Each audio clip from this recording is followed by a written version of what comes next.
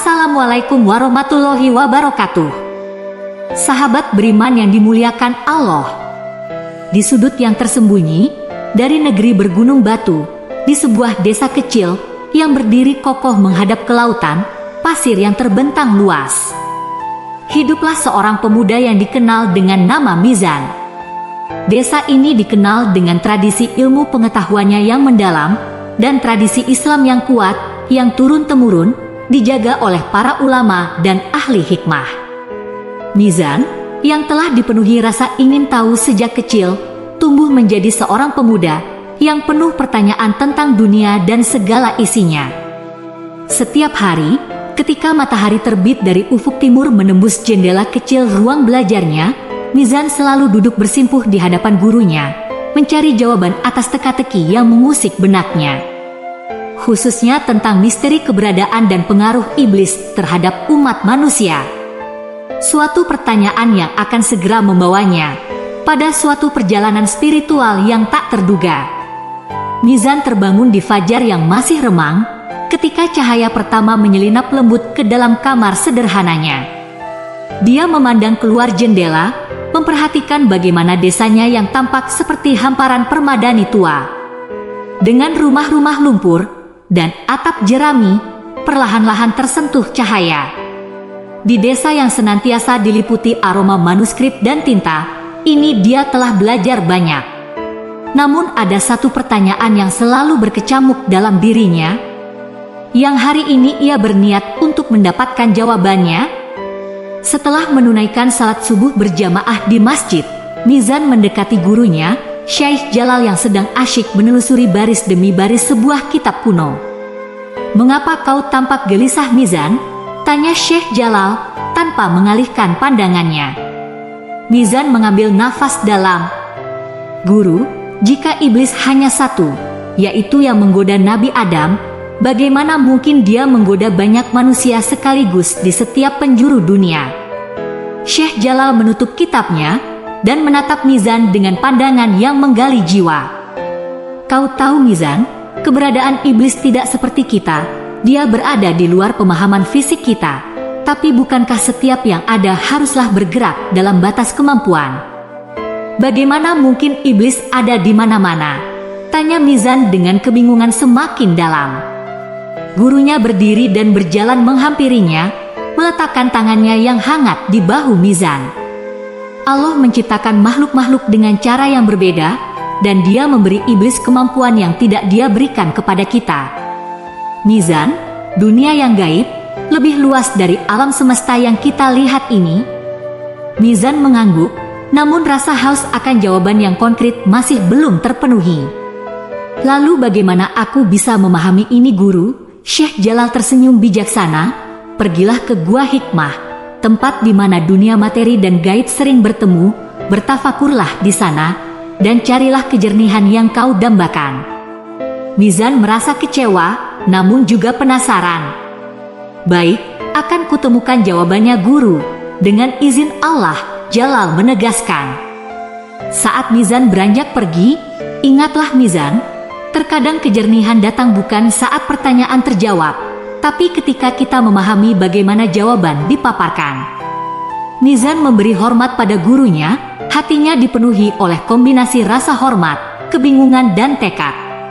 Langkah menuju ke Goa Hikmah tidak hanya akan menjadi perjalanan fisik, tapi juga ekspedisi ke dalam yang paling dalam dari keberadaan, di mana pertanyaan terbesar seringkali tidak memiliki jawaban yang mudah.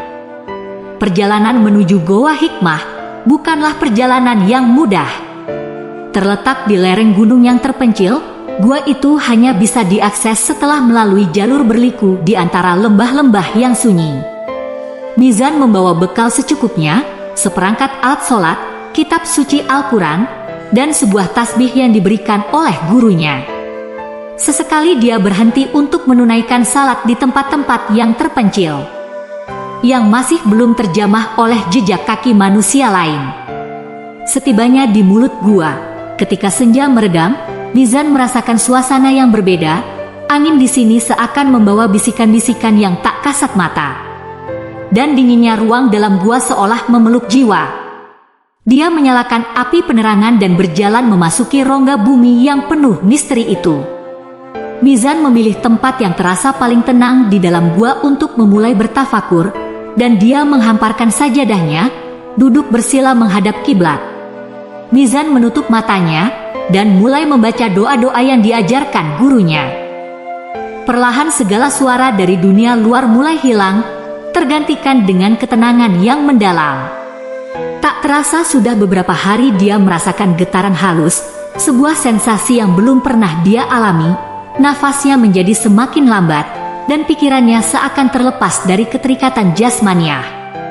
Sementara tubuhnya berada dalam keheningan yang pekat, jiwanya menjelajah dalam tafakur yang mendalam. Tepat hari ketujuh, ketika dingin gua merasuk hingga ke tulangnya, Mizan merasakan getaran yang mengalir bagai arus listrik, lembut melalui setiap urat nadinya. Sesuatu yang ganjil terjadi. Getaran itu membawanya pada keadaan antara terjaga dan mimpi, tempat di mana realitas tampak menyatu dengan iman imajinasi dalam keheningan yang mendalam. Mizan seakan mendengar sebuah suara berisik yang semakin terdengar jelas. Mata batinnya terbuka menuntunnya melalui lorong-lorong gelap gua yang sebelumnya tak terlihat. Di sebuah ruangan yang tersembunyi, cahaya api meredup. Mizan melihat sesuatu yang mengguncangkan realitasnya. Di sana, dalam cahaya redup yang berkedip-kedip, sebuah sosok yang menakutkan muncul. Itu adalah makhluk dari api, dengan bentuk yang samar dan sulit untuk dipahami sepenuhnya oleh mata manusia. Iblis, yang penyesat tampak dalam, bentuk yang menyeramkan dan yang lebih mengejutkan, dia sedang berkembang biak dengan cara yang tak terbayangkan. Mizan menyaksikan tanpa berkata-kata, takut suaranya akan menarik perhatian makhluk gaib itu.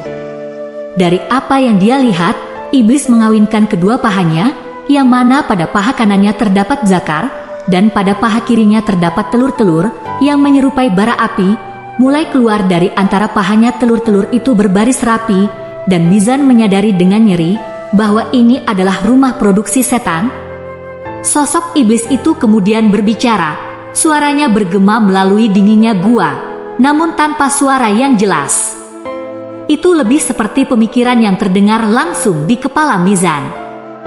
Pergilah anak-anakku, sebarkan kegelapan di setiap sudut dunia, susuplah dalam pikiran manusia, bisikan ke dalam hati mereka keraguan dan putus asa. Saat anak-anaknya yang menyerupai percikan api menyebar ke 7 penjuru mata angin, iblis kembali mengulangi perbuatannya. Mizan menyaksikan ini terjadi berulang kali, menciptakan turunan setan dalam jumlah yang tak terhitung, bahkan sampai melebihi jumlah manusia di dunia. Mizan merasakan sesak di dadanya, ketakutan dan kekaguman yang luar biasa, tercampur menjadi satu. Ia tertatih-tatih mundur berlari menjauh dari pandangan tersebut, dan kembali ke tempat tafakurnya. Jantungnya berdebar keras, dia tersadar, namun apa yang baru saja dilihatnya terasa nyata, bukan seperti mimpi. Dengan nafas yang setengah-tengah, dia mengambil Al-Quran dan membaca ayat kursi, mencari perlindungan dari Allah. Mizan tahu, dia harus kembali kepada Syekh Jalal gurunya, untuk memahami pengalaman gaib ini, dan mungkin dia akan menemukan kejelasan yang dia cari dalam pengetahuan yang lebih tinggi tentang keberadaan dan sifat iblis yang misterius ini. Pada saat fajar menyingsing, sinar matahari yang hangat menyentuh kulitnya menyadarkannya dari kebekuan malam yang lama. Langkahnya terasa lebih berat daripada saat dia pertama kali memasuki gua hikmah. Dibebani dengan pengetahuan yang berat, namun juga dengan pencerahan yang tak terduga. Saat dia tiba, desa telah terbangun, dan kehidupan berjalan seperti biasa. Anak-anak bermain-main di jalan-jalan sempit, pedagang membuka lapaknya dan burung-burung berkicau dengan riang. Namun bagi Mizan, semuanya tampak berbeda, seolah dia melihat dunia dengan mata baru. Syekh Jalal sudah menantinya duduk di bawah pohon zaitun tua di luar masjid, seakan mengetahui bahwa kedatangan Mizan. "Engkau kembali, Mizan?" dengan mata yang telah melihat lebih jauh dari yang banyak orang alami, kata gurunya sambil mengucurkan secangkir teh hangat. "Guru, apa yang aku lihat, apakah itu kenyataan atau hanya fata morgana dari hasil tafakurku?" tanya Mizan, matanya memancarkan kebingungan dan penasaran. Syekh Jalal menyeruput tehnya sebelum menjawab, "Apa yang kau lihat adalah kenyataan dari alam yang lain yang tidak semua orang bisa menyaksikannya.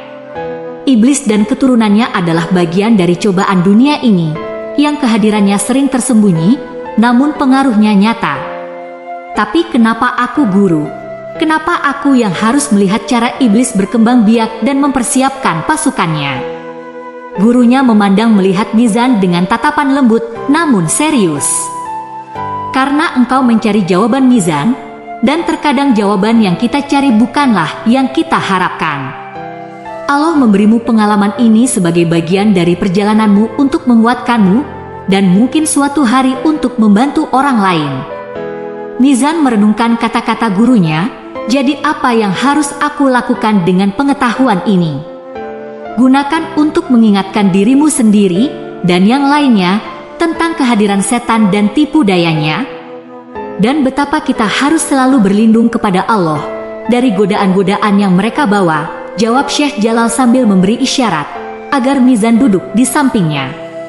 Mizan duduk, menyesap teh yang memberi kehangatan pada tubuh dan batinnya. "Guru, bagaimana kita melindungi diri kita dari pengaruh setan?" Syekh Jalal tersenyum, "Dengan ilmu keimanan dan amal soleh.